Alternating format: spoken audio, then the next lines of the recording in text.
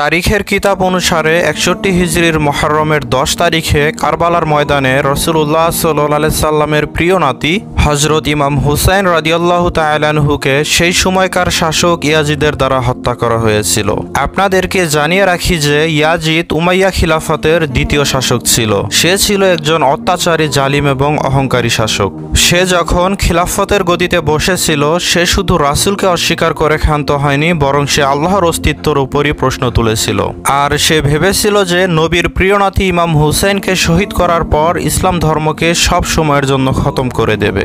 আর ইমাম হুসাইনকে শহীদ করার পর তার সামনে আর কেউ মাথা তুলে দাঁড়াতে পারবে না। তো যার কারণে সমস্ত পৃথিবী তার ভয়ে নতুন করে কেঁপে উঠবে।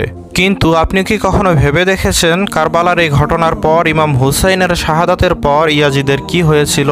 কিভাবে কারবালার ঘটনার শুধুমাত্র ৩ বছর ৭ মাসের মধ্যে ইয়াজিদের নাম সর্বসময়ের জন্য মিটে গিয়েছিল, সেই সঙ্গে তার সাম্রাজ্য একেবারে ধ্বংস হয়ে গিয়েছিল। তো আজকের ভিডিওতে আমরা জানবো ইয়াজিদের মৃত্যু কিভাবে হয়েছিল, কে তাকে হত্যা করেছিল এবং মৃত্যুর আগে তার কি অবস্থা হয়েছিল।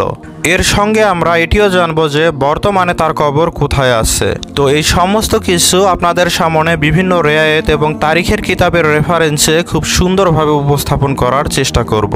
আর ভিডিও শুরু করার প্রথমে আপনাদের কাছে ছোট একটি রিকোয়েস্ট থাকবে যে অবশ্যই ভিডিওটিতে একটি লাইক করবেন। তারিখের পাতা থেকে এটি জানা যায় যে যখনই ইয়াজিদ ইমাম হুসাইন রাদিয়াল্লাহু তাআলা আনহুকে হত্যা করে ফেলল, তখন সে ভেবেছিল যে এমন অত্যাচারের পর আরবের সমস্ত মানুষ তার বায়াত কবুল করে নেবে আর তার সামনে মাথা নত করবে, আর ইমাম হুসাইনের শাহাদাতের পর কোনো ব্যক্তি আর তার বিরুদ্ধে খাড়া হয়ে দাঁড়াতে পারবে না। কিন্তু যখন রাসূলুল্লাহ সাল্লাল্লাহু আলাইহি সাল্লামের মেয়েরা বন্দী হয়ে কুফা এবং শামের বাজার দিয়ে যাচ্ছিল, তো তাদের বক্তব্যগুলো শুনতে শুনতে মানুষের ভিতরে যে আত্মা মরে গিয়েছিল সেটা আরেকবার নতুন করে জ্যান্ত হতে লাগলো।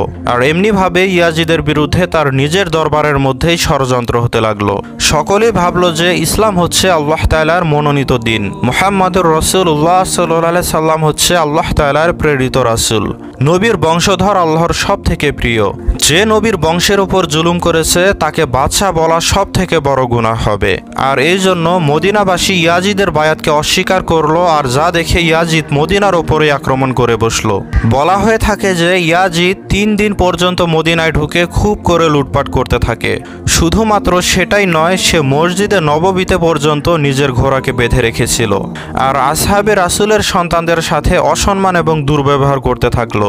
আর এই কারণে মক্কা থেকেও ইয়াজিদের বিরোধিতা প্রখর হতে লাগলো। অতঃপর ইয়াজিদ মক্কাতেও আক্রমণ করলো এবং পবিত্র কাবাতে আগুন লাগিয়ে দিল। আর তারিখে এই ঘটনাটি হীরার ঘটনা নামে আজও মনে করা হয়ে থাকে।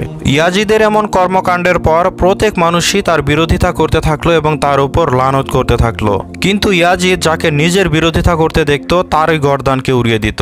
বলা হয়ে থাকে না যে আল্লাহ তাআলার আদালতই হচ্ছে সবথেকে ন্যায় বিচারের শ্রেষ্ঠ আদালত। আর এর সঙ্গে সঙ্গে আল্লাহ তাআলার আযাবও ইয়াজিদের জন্য অপেক্ষা করছিল। রিওয়ায়াত থেকে জানা যায় যে এরপরে ইয়াজিদ এক অজানা অসুখের বেড়াজালে ফেসে গিয়েছিল। তার শরীর সব সময় জ্বলতে শুরু করেছিল। তার সাম্রাজ্যের বড় বড় হাকিমরা পর্যন্ত পেরেশান হয়ে গিয়েছিল যে শেষ পর্যন্ত এটি কেমন আশ্চর্য একটি রোগ, যে কারণে তোমার পেট পর্যন্ত নষ্ট হয়ে যাচ্ছে। এই রোগের কারণে ইয়াজিদকে এত বেশি পিপাসিত লাগতো যে সে সব সময় পানির জন্য ছটফট করত। কিন্তু যখন আবার সে পানি পান করত, তখনই সেই পানি তার পেটের চলন এবং আগুনকে কম করার পরিবর্তে আরও উস্কে দিত। ইয়াজিদ চিৎকার চেঁচামেচি করে তার নিজের মাথাতেই সে নিজেই বাড়ি মারতে থাকতো। আর মানুষ এমন অবস্থা দেখে তাকে বলতো এই আযাব ইমাম হুসাইনকে পিপাসিত রাখার কারণেই এসেছে।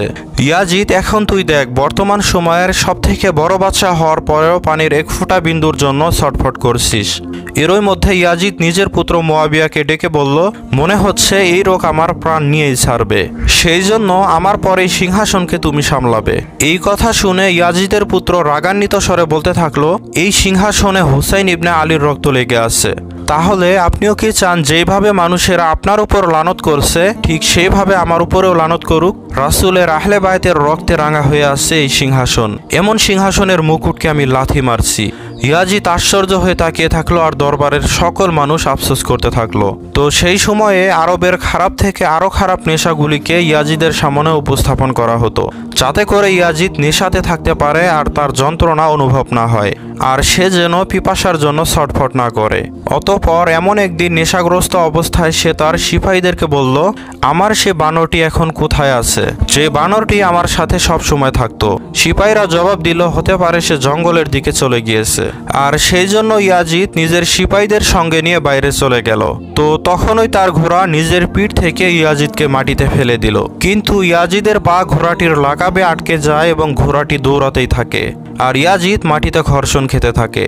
তো এমন অবস্থায় তার মাথাটি পাথরে গিয়ে ধাক্কা লাগে, কিন্তু তবুও সেই ঘোড়াটি থামল না। কিন্তু ততক্ষণে ইয়াজিদের শরীর একেবারে টুকরো টুকরো হয়ে গেল, কিন্তু তবুও ঘোড়াটি দৌড় থামাচ্ছিল না, সেই ঘোড়াটি দৌড়াতেই থাকলো।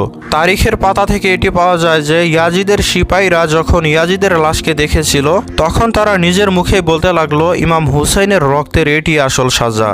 আর এমনইভাবে খুবই দুর্ভাগ্যজনকভাবে ইয়াজিদের মৃত্যু হয়েছিল।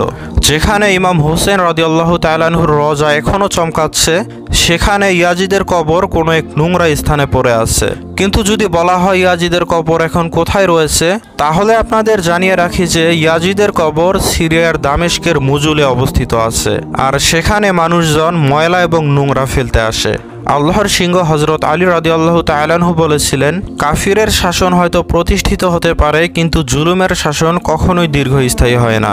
আর আল্লাহ তাআলা ইয়াজিদের মৃত্যুতে এই বার্তাই পাঠিয়ে দিয়েছেন যে এই জমিনে যে জুলুম করবে তার পরিণতি এমনই হবে।